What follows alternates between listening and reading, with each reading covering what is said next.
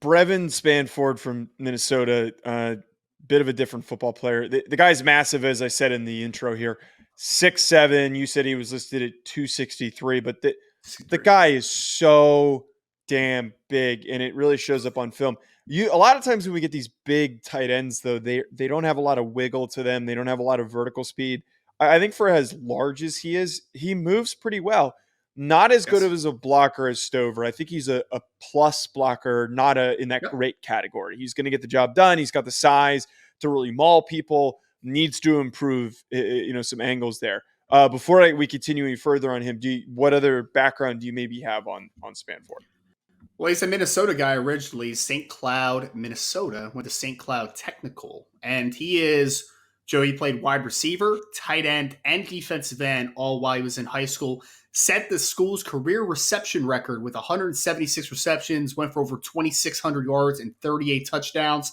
That included 16 touchdown receptions as a senior. Also played defense, 79 tackles, 10 tackles for loss. Was a finalist for the 2017 Mr. Football Award in Minnesota. A player that I know was very close to declaring for the 2023 NFL draft and decided to obviously come back for this year. So very interesting background. A guy that was trying to get his stats up. He was an honorable mention, all Big Ten player last year. He also has been a academic all Big Ten player basically every single year. Nearly 500 yards, 2 touchdowns, 42 receptions last year, 11.8 yards per reception. So a local kid that has stayed home for the Gophers and has developed into a very good senior tight end for the Minnesota. Definitely has developed into a pretty good tight end. And I almost wonder if he was in an offense that was a little bit more explosive, if he might have been more productive than the 400 or so yards that he put up. And look, I was watching the Wisconsin game. That was probably his best game this past year. The guy actually, again, he can move. Like, he's got a bit of wiggle, a little bit of flexibility to him. Vertically, I think he accelerates very well. It's just so strange seeing a guy move this easily. I know that the prototype, or not the prototype, the jargon for discussing tight ends is often power forward. I mean, I think he moves like a small forward. I think that he feels like a small forward at this size, a thick small forward that can move. I wonder, again, if maybe he gets to the NFL and a team drafts him to be that second tight end and you start to get him into the mix more, that he maybe takes over a bigger role and could be an average to low end starting number 1 tight end in the NFL. I actually really like Brevyn Spann-Ford. I have a comp for you, Joe. You ready for this one? It's going to be one that you have no idea who it is, but you ready? Okay. Jeremy Stevens. Yeah, I have no idea. Just Google it, man. When the Seattle Seahawks, where they were very good with Matt Hasselbeck and Sean Alexander and that crew back in the day, they had a tight end named Jeremy Stevens, who was a former high caliber draft prospect. I think he came out of the University of Washington. He got drafted by another team. I can't remember who it was. Kind of busted out a little bit, and then he went to Seattle and kind of revitalized his career. Same type of profile. And I'm actually about to look it up as I'm talking because they are like mirror in size. Because I remember Jeremy Stevens was like 6'7" and some change and 260 pounds, somewhere in that ballpark. Let's get Jeremy Stevens up here. Apparently that's also a boxer. So there you go. We're an MMA fighter. Who would have known? Not me, obviously. Jeremy Stevens. Oh, here we go. He spells his name weird. Jeremy is spelled Jerramy. That's a very weird way to spell Jeremy. But Joe, 6'7", 260 pounds was listed. Jeremy Stevens coming out of Washington. So pretty mirrors as far as size. I agree. I think that you can watch Brevyn Spann-Ford and see that like he has played wide receiver in his career because I think that he is more fleet of foot. I think that he can definitely eat up ground. He's got a huge catch radius, man. I think he extends for the football well. I think he can separate a little bit against some second level defenders and some other safeties that are a little bit limited as far as heights. I think that he can extend with his size and his length. I like Brevyn. And one thing I thought was a little surprising because there are some of the concerns that you have with a guy being 6'7", right? 2 big things: playing with leverage in the run game, and number 2 is ability as a route runner. I think it hurts more of the latter there. I don't think his route running is great. I don't think it ever will be. But I actually thought he plays with pretty good leverage in the run game for the most part, man. I Yeah. think he keeps his pads pretty low. Like it's not a, it more affects his power profile as a run blocker, but I think that can improve. And I think that he has the ability to be a plus blocker on the NFL level. So we're talking about a plus blocker. I'm talking about a seam runner. He might never be a 70 catch guy in the NFL, but No. I can see him being a low end starter where he's a 50 catch guy that blocks his butt off and can score in the red zone and provide that length. I really like Brevyn Spann-Ford. He is possibly my top senior tight end this year. Still got a couple guys to work through, but I really like what he brings to the table. I do. What did you grade him as? I graded him as an early third round pick. Early third rounds. Okay, I'm about on the same page as you. Again, this is one of those guys that we're kind of in agreement for, but it just all comes down to the traits. I think there's just way more projectability for his ceiling. There's much more of a ceiling than there is a Cade Stover because like Stover's at that ceiling. I see Spann-Ford, as we're talking about, getting better if he reaches the NFL into a situation that allows him to grow a little bit. You know what's interesting, Joe, is that usually you would think that the higher ceiling or the guy that has the ability to get a lot better is more in the guy that hasn't been playing the position as long, right? I mean, Brevyn Spann-Ford's been a tight end his entire career at Minnesota. Garrett Stover's only been a 1 year, Cade Stover, excuse me. There's a you know what's funny is that Cade Stover has a cousin that name is Garrett Stover that's actually going to Ohio State next year who plays linebacker safety. So I'm going to confuse his Is he also massive?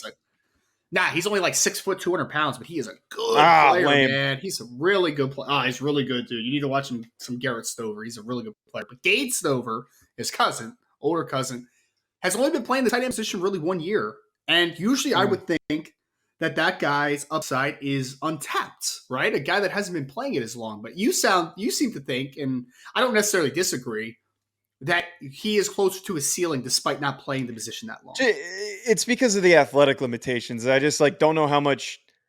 I already know he's a really good blocker, and he's gonna be a really good blocker, a really good special teams player. But if he's not somebody who separates and creates space or any of those things, where I saw Brevyn Spann-Ford do that on film, I saw him get upfield in a hurry. I saw him move really well for his size.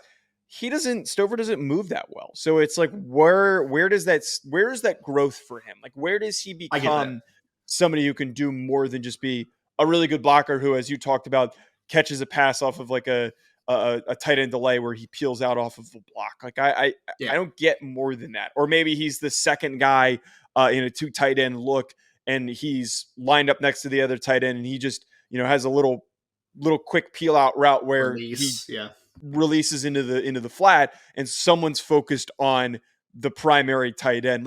This isn't a Darnell Washington type of a conversation where it was he just didn't get a lot of touches and he's freaking massive and he was a really good blocker and let's just see if we can get him some jump balls.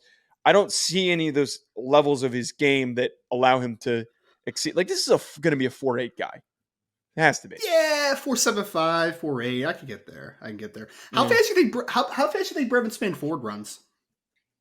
Low 4.7s. Maybe we get surprised with a 4.68 or something like that.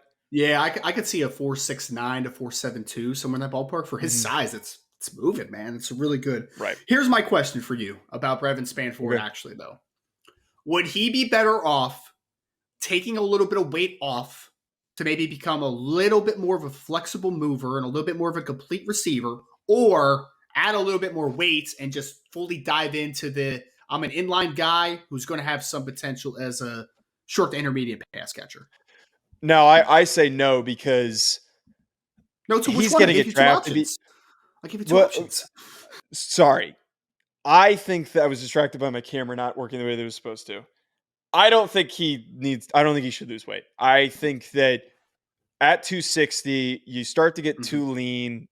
That's going to negatively impact his capabilities as a blocker. And that's the selling point for me is he's so big and maybe he doesn't work out as a receiver. He ends up being a plus blocker, as you talked about. I don't want him to get leaner. That's fair. One interesting thing about this tight end group is that I feel like the depth as we get further down this list, right, without the Brock Bowers and the Jatavian Sanders of the world, starting to get some big cats, man. I mean, like CJ Dipree is a guy we're talking about this week. That's 260 pounds. This kid is a 6'7", 260 pounds in Brevyn Spann-Ford.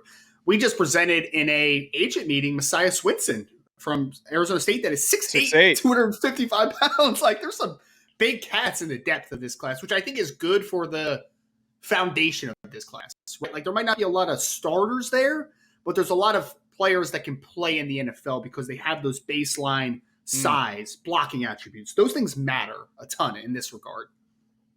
Well, we've got more big boys to highlight here on the show. Make sure you don't miss out by hitting that subscribe button at Joe DeLeone at Rise and Draft.